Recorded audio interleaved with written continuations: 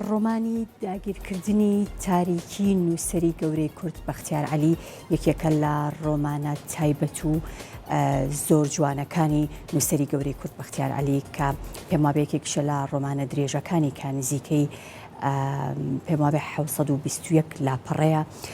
ڕۆمانێکی زۆر جوانە، ڕۆمانێکە کە ڕووداوەکانی پڕە لە فانتازی و لە ئێستادا هەواڵەکەمان تایبەتە بەوەی کە لە ساڵی داهاتوودا ئەم ڕۆمانە لە وڵاتی ئەڵمانیا وەکو شانۆگەریەک لە سەرێکێک لە شانۆکانی ئەوێ نمایشەکرێت.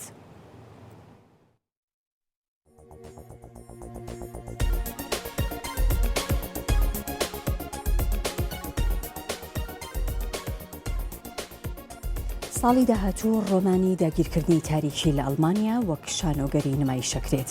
پێگەی ڕسمی نووسەر و ڕۆماننووس بەختیار عەلی لە تۆڕی کۆمەڵایەتی فەیسبووک بڵاوی کردوێتەوە بڕیارە ساڵی داهاتوو ڕۆمانی داگیرکردنی تاریکی بەختیار عەلی لەسەر تەختەی شانۆی دەوڵەت لە شاری فیسبادن نمایش بکرێت کە دەبێتە یەکەم کاری شانۆگەری وەرگیراو لە کارەکانی نووسەر بەختیار عەلی لەسەر شانۆ ئەوروپیەکان.